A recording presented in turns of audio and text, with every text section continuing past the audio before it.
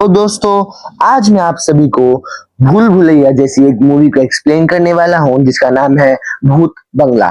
बहुत अच्छी मूवी है। अगर आप चाहें तो मैं इसका स्पॉइलर फ्री रिव्यू दे देता हूँ। एक्चुअल में ये मूवी काफी अच्छी है। आप चाहो तो एक बार थिएटर में जाके जरूर देख सकते हो।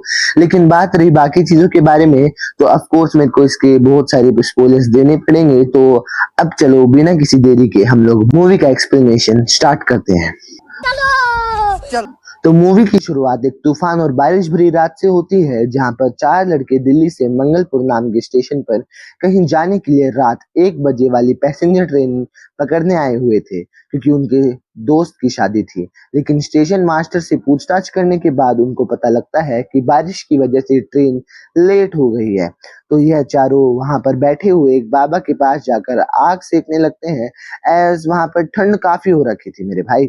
यह बाबा अब उनको मंगलपुर की एक कहानी सुनाने लगता है, जहां पर यह माना जाता है कि वहां पर कोई भी लड़की शादी नहीं कर सकती, क्योंकि अगर ऐसा होता है तो राक्षस आकर उस दुल्हन को उठाकर ले जाता है।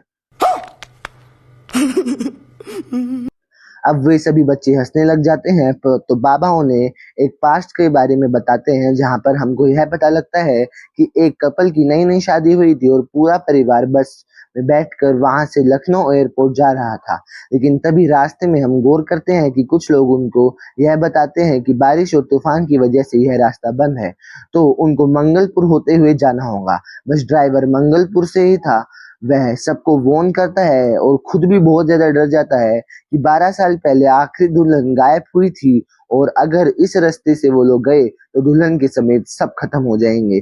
लेकिन सब लोग उसे फोर्स करते हैं, उस ड्राइवर को, कि कोई बात नहीं, हमें भूत वूत कोई हम बिलीव नहीं करते हैं, तो हम लोग तो उसी रास्ते से जाएंगे। तो अब वो लोग उसी रास्ते से जाने लग जाते हैं जंगल में। जंगल का रास्ता था बहुत ज्यादा। तो वहां पर क्या होता है, जो बस का टायर था वो पंचर हो गया था, तो जंगल के पास ही हुआ था। बस तभी कोई शैतानी शक्ति आकर मोस्टली सबको खत्म कर देती है और दुल्हन को उठाकर अपने साथ ले जाती है।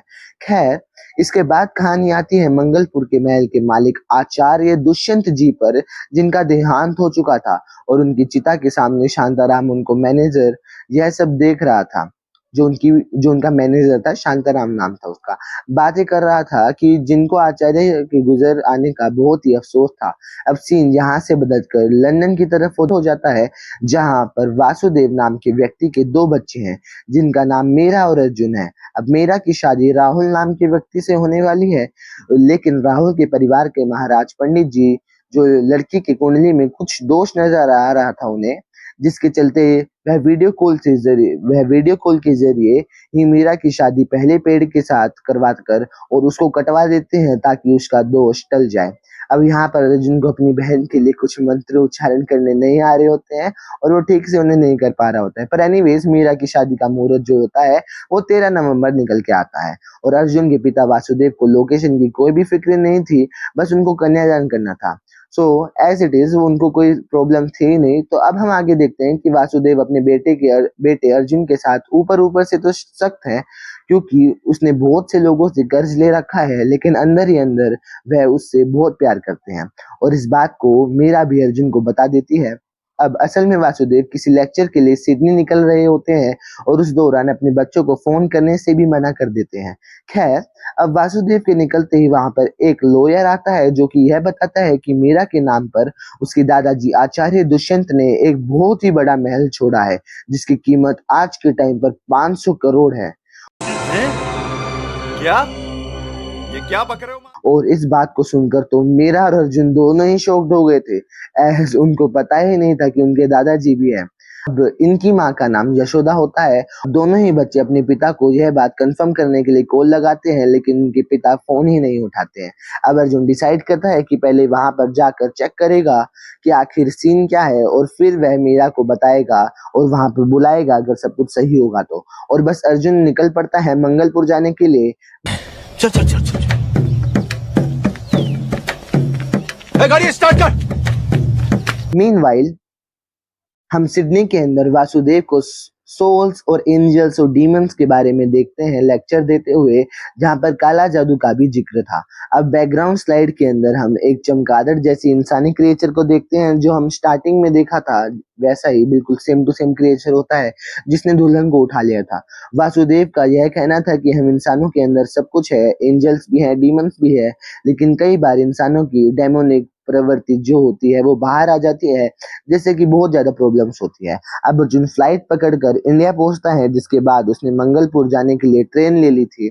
वो ट्रेन के अंदर बैठा ही हुआ था कि तभी उसकी मुलाकात होती है प्रिया नाम की लड़की से, जो कि ट्रेन से नीचे गिरने वाली थी, लेकिन तभी अर्जुन उसको बचा लेता है। अब अर्जुन मर्स नाम के लॉन्ज में रुकता है, जहां पर खटमल ने काट काट कर उसकी रात भर की पूरी नींद उड़ा दी थी। अब उसका मैनेजर भी वहां पर उसे लेने नहीं आया। अब वहां एंथनी नाम के एक रिसेप्शनिस्ट होता है, जो कि उसकी खूब खिल्ली लेता है। अब अर्जुन एंथनी से वहां के एंटिक लाइट के बारे में पूछताछ करता है, तो वह शंभू नाम के आदमी का नाम ले लेता है कि यह सब कुछ वही लाता है और पूरे गांव के अंदर बांटता है। खैर, अब चाय पीते टाइम वहां दुकान पे महल का मैनेजर शांताराम आता है, जो कि कल रात अर्जुन को लेने स्टेशन नहीं आ पाया। एंड ऑब्वियस रीजन है, यहाँ मंगलपुर श्रापित था। वो अर्जुन से इस चीज के लिए माफी मांगता है और शिव जी के मंदिर के दर्शन के बाद में वह अर्जुन को महल लेकर आता है। अब महल के हालात बाहर से काफी खराब थे, लेकिन अंदर से महल काफी अच्छा था, बस थोड़ी बहुत रेनोवेशन की जरूरत थी।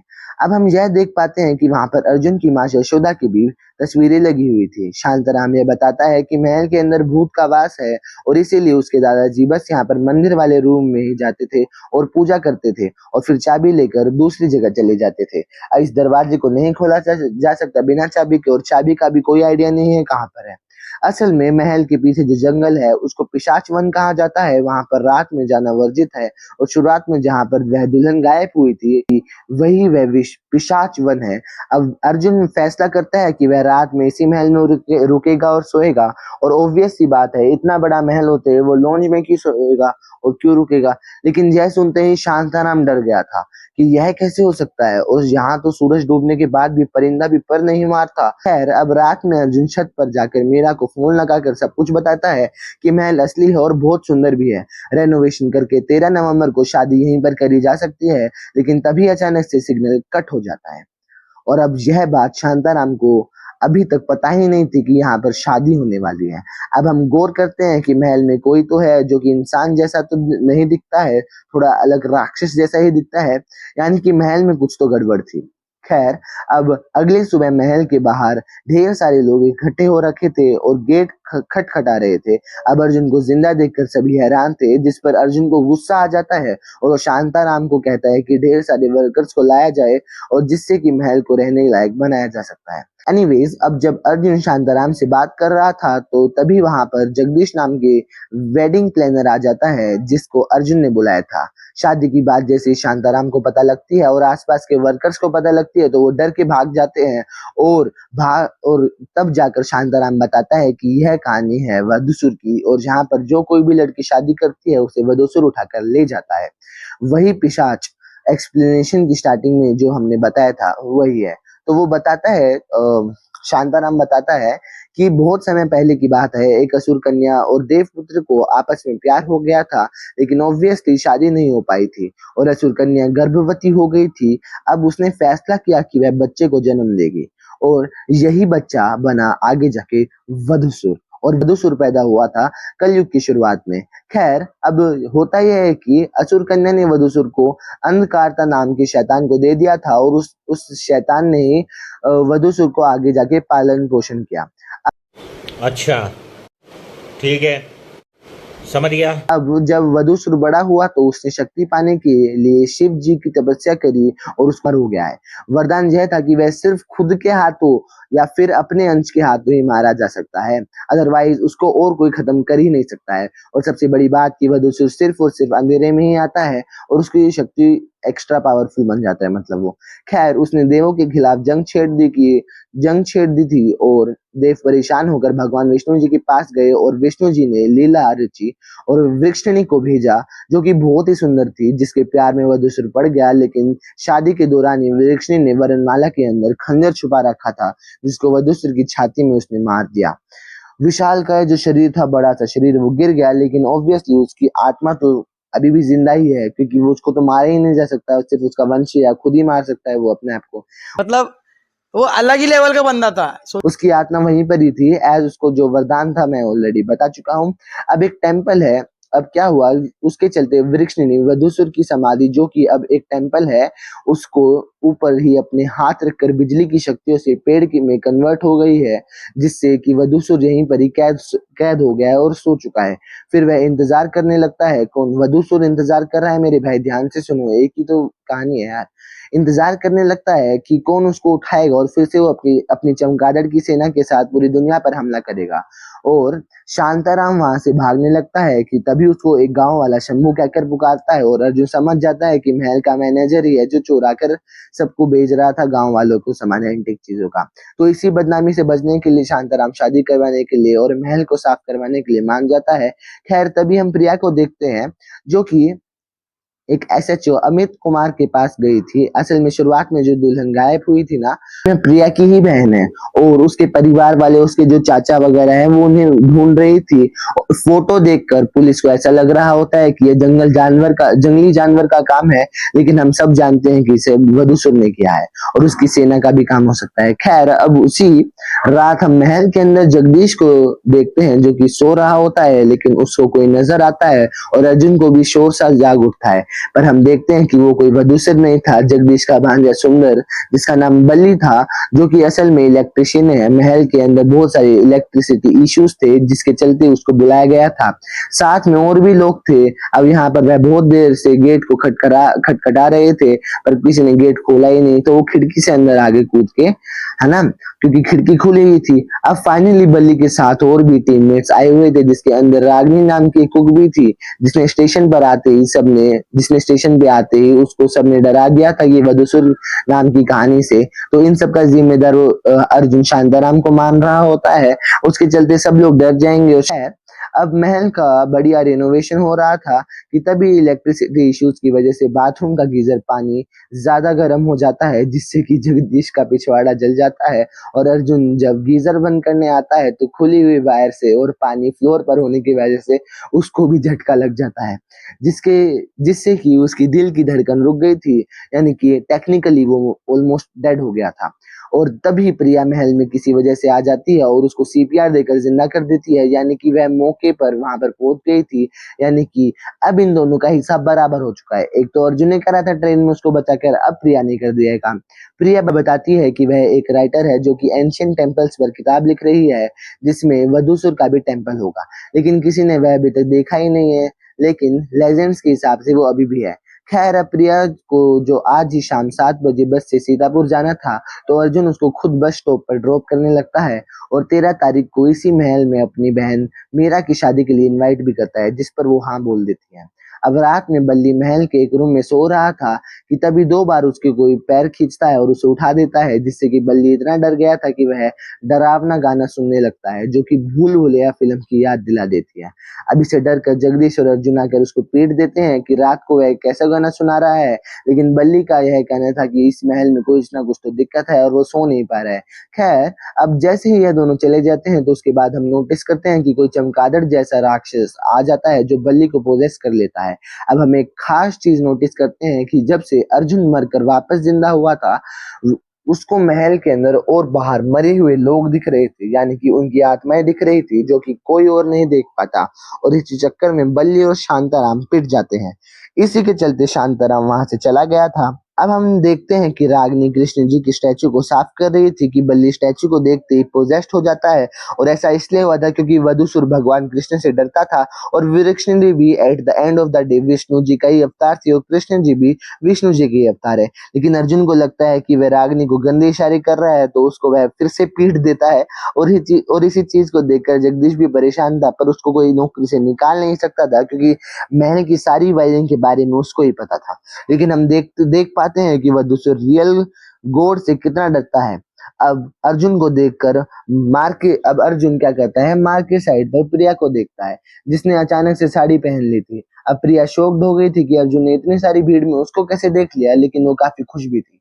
प्रिया कहती है कि वधूसुर के टेम्पल की कहानी शायद से गलत है, ऐसा टेम्पल तो कभी कहीं पर मेरे को भी अभी तक नहीं मिला है, लेकिन वह दोनों जल्दी मिलने का प्लान बनाते हैं।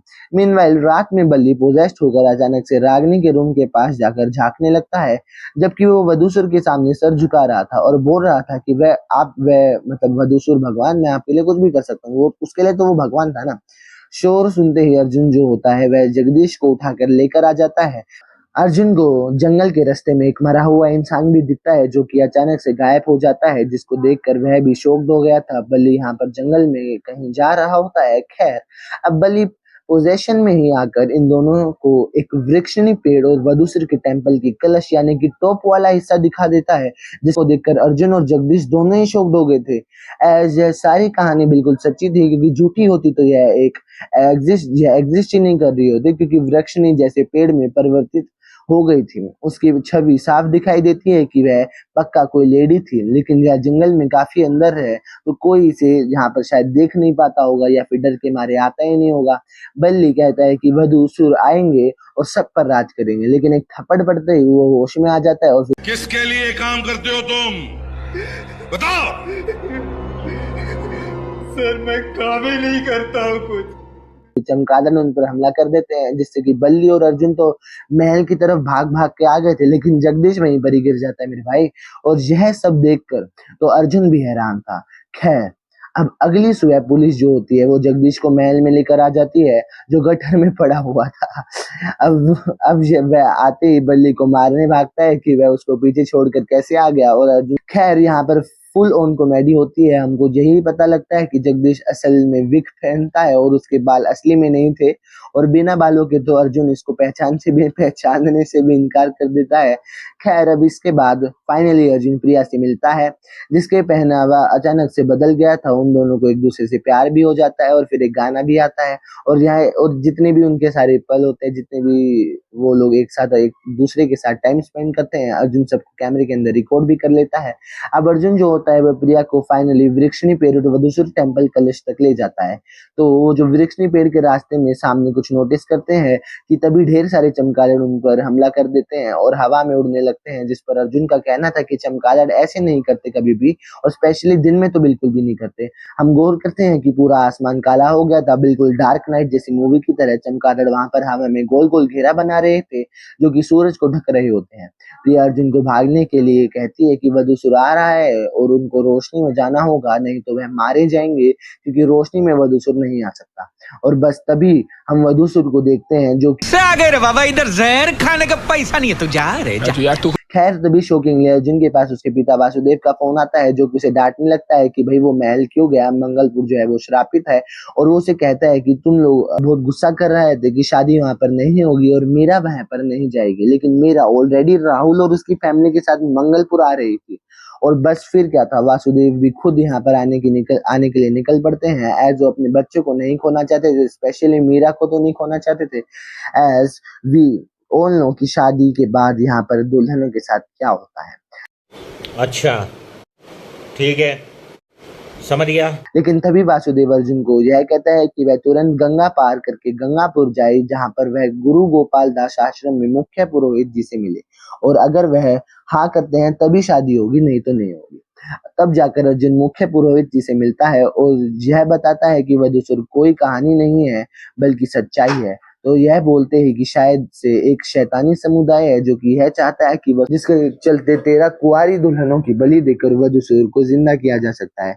मीन्स जिसकी शादी तो हो जाए लेकिन आगे और कुछ ना हो। समझ में आता है कि आखिर उन दुल्हनों का होता क्या होगा।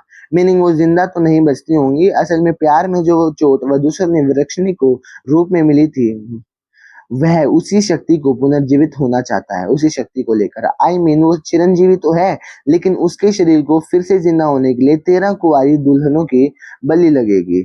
और अर्जुन के परिवार राजा पृथ्वीराज को जिम्मेदारी मिली कि वह इस असुर को आने से रोकेंगे मंत्रों की मदद से। और यह सब उसके परिवार के काफी पहले से करते आ रहे हैं, और दुष्यंत भी यही किया करते थे, यानी कि अर्जुन के दादाजी। अभी मजा आएगा ना। अब पुरोहित जी यह बताते हैं कि दुष्यंत जी के हिसाब से तो शादी हो सकती थी, वधूसुर वापस नहीं लौट सकते, क्योंकि पुनर्जीवित होने के लिए होने वाली चीजें हैं जो वह सिर्फ कहानियां हैं। लेकिन फिर वह सोचते हैं कि अगर कहानी झूठी होती तो दुल्हनें गायब क्यों हो रही थी। तो इसी के चलते वह अपने असिस्टेंट पंडित राम मोहन को वहां भेज देते हैं कि महल के अंदर अगर कोई भी नेगेटिव एनर्जी होगी तो वह उसको देख लेंगे और उसी के हिसाब से वह सब कुछ बताएंगे। अब जैसे ही पंडित महल के अंदर पवित्र मिट्टी लेकर आता है और एनर्जी को ढूंढता है तो उनको पूजा रूम में से होल से झांकने पर कोई शैतानी शक्ति दूर फेंक देती है, यानी कि वहां पर कुछ तो था जिसकी वजह से इसको खोला ही नहीं गया। समझ रहे हो? यह तुरंत ही वहां से ट्रेन लेकर शाम होने से पहले अपने गुरु पुरोहित जी के पास चले जाता है ये बात को बताने के लिए। वो यह कहते हैं कि पूजा रूम समेत हर जगह दिया जला दिया जाए, इससे वधूसुर रोशनी के अंदर नहीं आ सकता और दिए की पवित्र अग्नि में तो बिल्कुल भी नहीं। तो इसके चलते सभी लोग ठीक ऐसा ही करने लगते हैं और अर्जुन भी ये सब नजारा देखकर काफी डर गया था और टेंशन भी ले रहा था। मेरे भाई, उसकी बहन की भी तो शादी है, बहन की टेंशन नहीं लेगा। तो वह खुद ही पंडित जी को छोड़ने लगता है। लेकिन तभी हम देखते हैं कि एक व्यक्ति अपनी शक्ति से सूरज को ढक रहा होता है, जो कि पक्का वधूसुर की शक्ति थी। और कि अर्जुन की कार के सामने एक पेड़ गिर जाता है। यह शक्ति नहीं चाहती थी कि यह सब पुरोहित जी तक जाए और अब इनके पास बचने का एक ही रास्ता था, जो कि मंदिर था। तो शिव जी का मंदिर था वहां पर, जिसके अंदर सबसे पहले अर्जुन ने अपना माथा टेका। अब वहां पर यह दोनों भागते हैं, लेकिन तभी वहां पर लोहे का त्रिपाल जो होता है वो पंडित को उड़ा देता है मेरे भाई, जो पंडित को सीधा लगता है और उनका गला कट जाता है। अर्जुन कुछ ना कुछ करके मंदिर में पहुंच जाता है, लेकिन पंडित जी नहीं बच पाते हैं। अब पुलिस के साथ अर्जुन महल पहुंचता है, जहां पर आश्रम में पंडित जी के बारे में खबर कर दी गई थी, लेकिन अर्जुन काफी डरा हुआ था। पुलिस वाले यह समझ रहे थे खराब मौसम होने की वजह से ऐसा हुआ होगा, कोई ये मतलब एक्सीडेंटल केस समझ रहे थे। खैर, अंदर जाते ही सारे दिए बुझ जाते हैं और अर्जुन अब हथौड़ा लेकर पूजा रूम तोड़ने की कोशिश करता है, लेकिन तभी वहां पर वधूसुर आ जाता है, जो कि अंधेरे में अर्जुन पर बहुत हमला करता है। लेकिन बार बार अर्जुन कभी नोकिया की फोन की लाइट जला रहा था, फ्रिज की लाइट से बचा रहा था। खैर, अब महल के बाहर वधूसुर उसको मारने के लिए आता है, तभी वो कार के अंदर बैठ जाता है और कार की लाइट ऑन कर देता है, जिससे कि वो पूरी रात बच जाता है वधूसुर से और वधूसुर भी चले जाता है और वो कार के अंदर ही अपनी पूरी रात गुजार लेता है। अगली सुबह आकर जगदीश उसको जगाता है, जहां पर अर्जुन की पीठ पर खरोच के निशान थे, जिससे कि अर्जुन को अब भरोसा हो चला था कि वहां वधूसुर और यहाँ पर शांताराम की बताई हुई कहानी असली थी। अब अर्जुन अपने पिता को कॉल करता है, जो कि ट्रेन में ही थे। वो कहता है कि पापा आप सही थे, शादी कैंसिल करनी होगी। लेकिन तभी मीरा और राहुल उसके परिवार के साथ महल में पहुंच जाती है एंड ऑब्वियसली अब शादी कैंसिल करना नामुमकिन था। तो शादी की तैयारियां फिर से होने लगती है। ऐसा लग रहा था कि जैसे यह सब कुछ एक सोची हुई समझी हुई चाल थी, ताकि मीरा यहाँ पर आकर ही शादी करे। अर्जुन के पिता सोचते हैं कि शादी करनी है तो गंगा पार कर सकते हैं, एज वहां पर वधूसुर की शक्तियां नहीं चलती।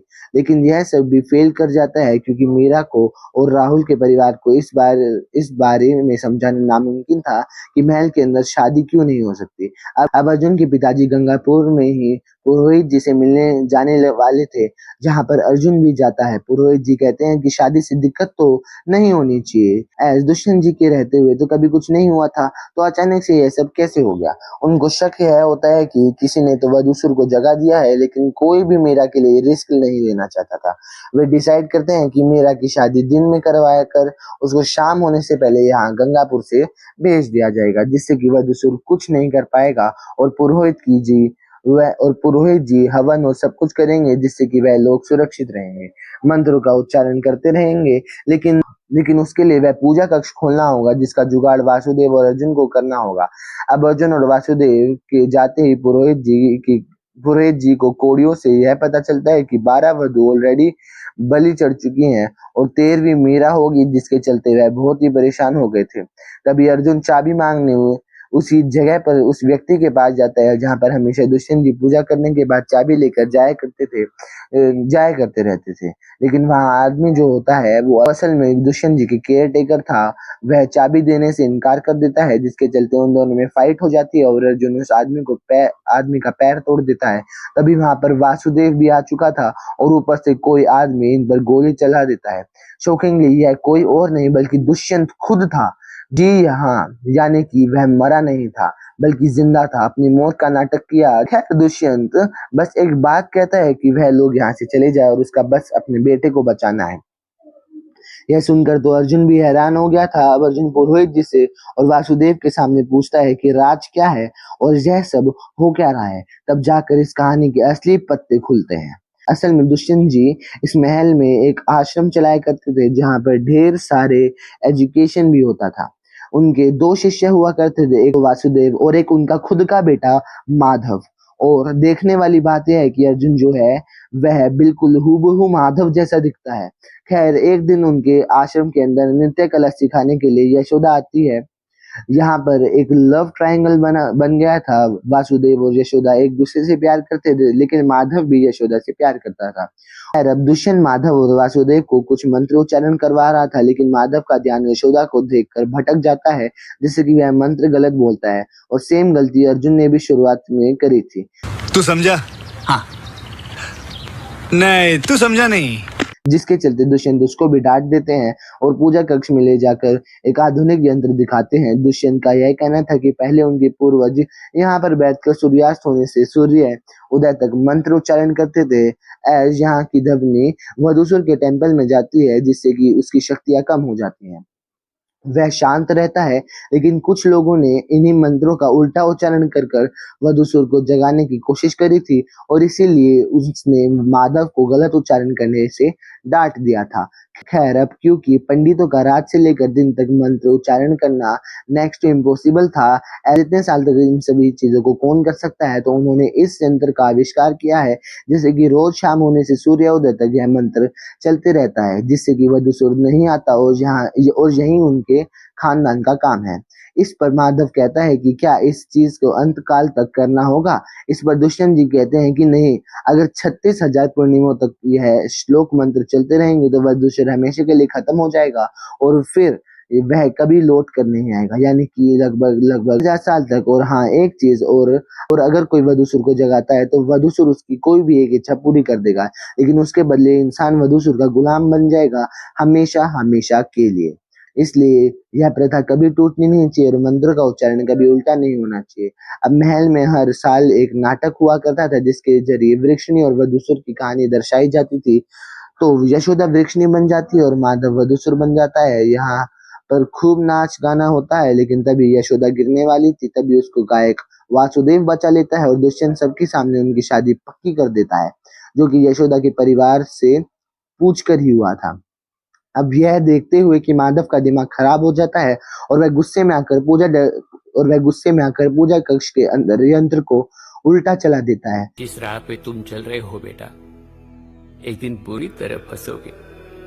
के चलते वहां पर माधव काइंड ऑफ पोजेस हो जाता है। अब जहां पर दुष्यंत इस चीज को नोटिस करते हैं तो वो डर जाते हैं, एज अपने बेटे को उनको वधूसुर की छवि दिख रही थी। वो अपने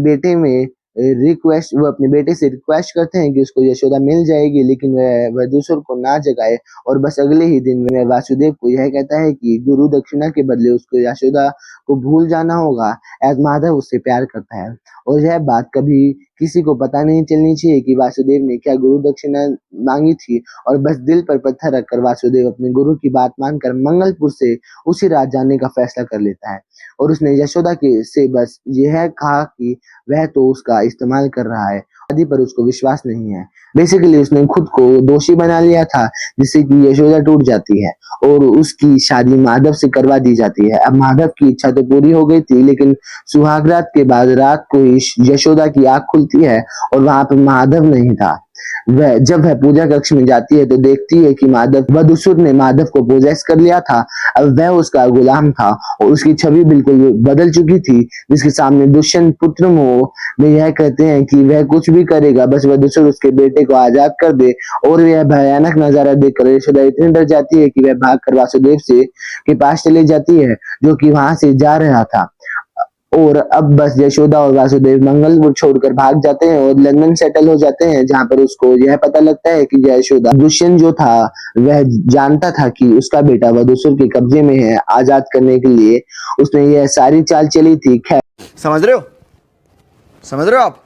प्रेजेंट टाइम में अर्जुन यह जानता है कि सिर्फ जन्म देने से कोई पिता नहीं बन जाता, रिस्पॉन्सिबिलिटीज भी होती है, जो कि वासुदेव ने निभाई थी। पुरोहित जी यह बताते हैं कि सब कुछ किया था दुष्यंत जी ने, और उसने जानबूझ के मरने का नाटक किया और फिर मीरा के नाम प्रॉपर्टी करके उन लोगों ने यहाँ पर बुलाया, यानी कि फाइनली बलि देने के लिए 13वीं दुल्हन मीरा थी, जिससे कि वधूसुर आजाद हो जाएगा और फिर वह इच्छा पूरी करेगा जो कि होगी माधव की आजादी। खैर, इतने समय से पोजेस्ट हुआ माधव महल के अंदर घूम रहा था और पूजा कक्ष के अंदर इसलिए कोई नहीं जा पाया था, एज वहां पर नेगेटिव उच्चारण और ईविल बसा हुआ था। इनफैक्ट वृक्षनी के पेड़ के अंदर से जो बाहर निकला था वह भी माधव था, हो रखा था, और इसलिए मैंने कहा था कि यह कोई दिखने में इंसान तो लग नहीं रहा है, राक्षस जैसा लग रहा है। नाउ वी नो कि यहाँ पर क्या हुआ है। खैर, मीरा की शादी का समय जो था वह पुरोहित जी ने दिन में निकाला था, लेकिन राहुल के यहाँ के जो महाराज जी होते हैं उन्होंने शादी का समय 8:20 का निकाल लिया था। अब शादी टूटने की वजह से इन लोगों को शादी में रात में ही करनी पड़ेगी। मजा आ रहा है। मेरा जूस कहाँ गया? क्या बात है। मीरा बिल्कुल नहीं मान रही थी। अब पोजेस्ड हुआ बलि जनरेटर बंद कर देता है, जिससे कि पूरे महल में अंधेरा हो जाता है। सब क्या था, शादी तो हो चुकी थी और वधूसुर मीरा के बंद कमरे में से मीरा को उठा कर ले जाता है, जो कि अर्जुन ने अब अपनी बहन को बचाने जाता है, जिसकी पुरानी 12 दुल्हन ने आत्मा इशारे से मीरा कहाँ पर है अर्जुन को बता रही होती है। अब महल में रहकर अर्जुन और पुरोहित जी पूजा कक्ष के दरवाजे को तोड़ देते हैं और एनीवेज अर्जुन अंदर जाता है, जहाँ पर एक घेरे के अंदर 12 दुल्हनों को बैठाकर सेक्रीफाइस करा गया था। वहां पर उनके कंकाल थे जिन्होंने लाल साड़ी पहनी हुई थी, और 13वीं दुल्हन अब मीरा होने वाली थी, जिसको हिप्नोटाइज करके वहां पर बैठा दिया गया था। तो रुको जरा, सबर करो, बोला धक्का बुक्की नहीं करने का, आराम से लेने का। हाँ, उस दी जाने वाली थी कि तभी अर्जुन अपने पोजेस्ट पिता माधव पर हमला कर देता है। तभी काफी लड़ाई होती है, लेकिन अर्जुन अपने पोजेस्ट हुए पिता माधव से जीत नहीं पाता। वृक्षनी के पेड़ के पास आकर, यानी कि उसके हाथ के पास आकर बेहोश हो जाता है कि तब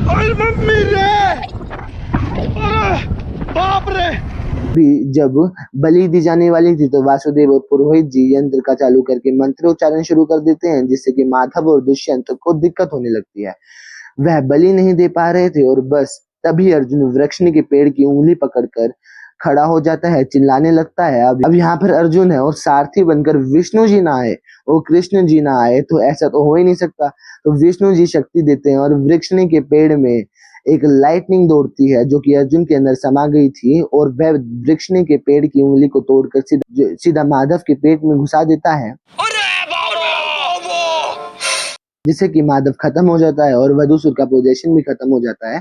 और सबसे बड़ी बात, वधूसुर को वरदान था कि वह खुद को या फिर उसका अंश ही उसको खत्म कर सकता है, तो इनडायरेक्टली अर्जुन वधूसुर का ही बेटा हुआ। तो इनडायरेक्टली उसने विष्णु जी की यह लीला थी कि 36,000 में से बस 2 पूर्णिमा बची हुई थी और उससे पहले ही यह वध हो गया। लेकिन वधूसुर को जगाने के लिए जो यज्ञ किया जा रहा था, इससे वधूसुर बाहर आता दिखाई देता है, जो कि काफी भयानक था। और लेकिन ये साला कर क्या रहे हैं? और वह था रियल वधूसुर, जो कि अब शक्तिहीन हो चला था। एज बलि पूरी ही नहीं हुई, लेकिन दुष्यंत बलि देने की कोशिश करता है, लेकिन अर्जुन उसके सर में कुल्हाड़ी मार देता है, जिससे कि वह खुद यज्ञ में गिरकर भस्म हो जाता है, जिससे कि अर्जुन मीरा को बचा लेता है और पूरा का पूरा टेम्पल गिरने लगता है। बेसिकली वधूसुर की समाधि गिरने लगती है। अब बचते बचते यह दोनों उस जगह आ गए थे जहां पर पूजा कक्ष था, एज रास्ते जुड़े हुए थे, जिस पर अब इसी तरह से वधूसुर का खात्मा कर दिया जाता है और अच्छाई की बुराई पर जीत हो जाती है। खैर, अब अगले दिन मीरा की विदाई होने लगती है शादी, लेकिन हाँ, राहुल और उसके घर वाले काफी टॉक्सिक दिखाई देते हैं। मेरा पता नहीं क्यों राहुल के चक्कर में थी, एज वो एक सेकंड में घर वालों के कहने पर रिश्ता तोड़ने के लिए तैयार था। खैर, अब कहानी प्रेजेंट टाइम में आती है, जहां पर वह बाबा उन 4 लड़कों को कहानी सुना रहा था। वह यह बताता है कि अर्जुन कभी वापिस नहीं लौटा, पिछले 24 सालों से यहाँ रहकर अपने पिता माधव की आत्मा के लिए, मोक्ष के लिए पूजा कर रहा है। खैर, अब ट्रेन आ चुकी है और चारों लड़के वहां से जाने लगते हैं। तभी हमको पता लगता है कि यह बाबा कोई और नहीं है मेरे साथियों, यह बाबा अर्जुन ही है जी। एज अर्जुन तो भूतों को देख सकता है। चाहे अब यहाँ पर कुछ भी हो, अर्जुन अंतिम समय तक अपने पिता की आत्मा की शांति के लिए पूजा करता है। और इसी के साथ भूत बंगला मूवी यहीं पर ही खत्म हो जाती है। मूवी काफी अच्छी थी पर बहुत सारे प्लॉट होल्स भी थे। इन सभी प्लॉट होल्स को हम कभी बाद में डिस्कस कर लेंगे। अगर आप बोलोगे तो कमेंट सेक्शन में लिख देना। तो आज की वीडियो के लिए इतना ही। Thank you, have a great day, bye bye. गाड़ी स्टार्ट कर। हम फर्स्ट स्टार्ट हम फर्स्ट गाड़ी चला